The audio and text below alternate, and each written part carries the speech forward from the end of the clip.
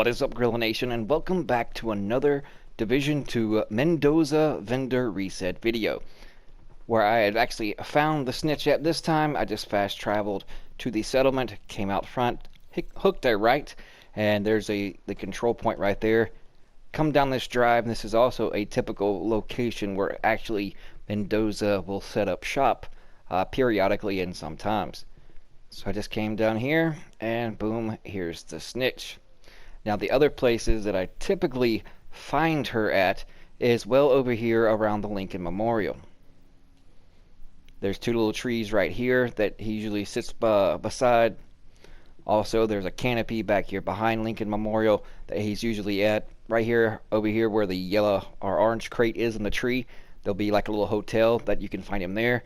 But typically I find him up here around the Truman Safe House. Just come out the west side of it.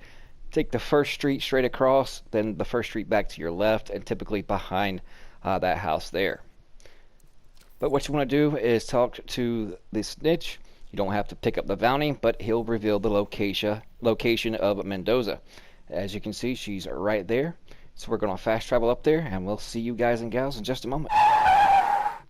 Alright, we have reached our destination. This is like the federal building or whatnot. You just fast travel to the settlement. Come straight out to the left. Then you want to proceed into here, and then you want to hop through the window on the right, coming up.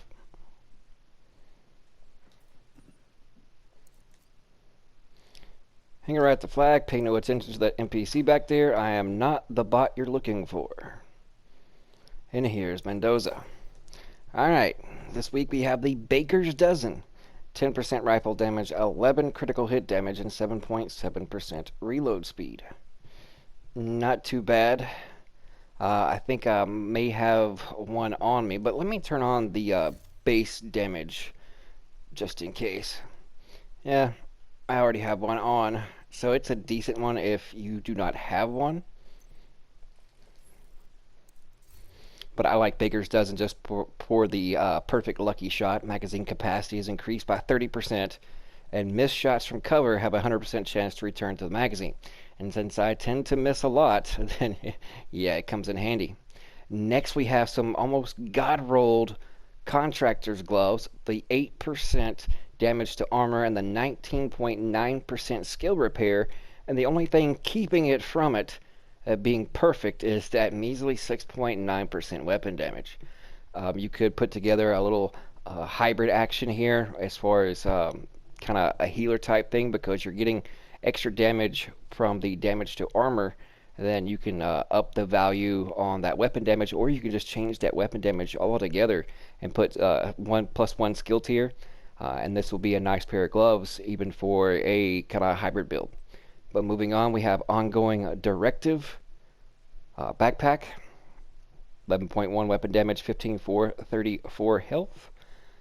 Negotiator's Dilemma chest piece, 9.5 weapon damage, 14,663 health. And then we have Hardwired Gloves, +1 skill tier, 15,706 health. We have some Striker Holster, 9.1 weapon damage, 6.1 explosive resistance. Hardwired Mask, +1 skill tier, 9.6% skill haste. A Police M4. Man, garbage. Besides the 15% swap speed if you just want to pick it up, buy it, and then put that attribute into your inventory, your catalog for the recalibration station. And then next we have an 1886 with a 5% damage to health, 13% critical hit damage, and then 10% rifle damage with a boomerang. And then compared to the one that I have, that one is a little better. So I'll probably pick this one up and then transfer that weapon damage over, because it does have 1% more critical hit damage. And that 2.8% of fire doesn't really do me any good. And the 5% damage to health will actually help me out better than that 2.8% rate of fire, just for like the boomers and then the dogs, things of that nature. So at least that 5% can come in more in handy for me anyways than that 2.8% rate of fire.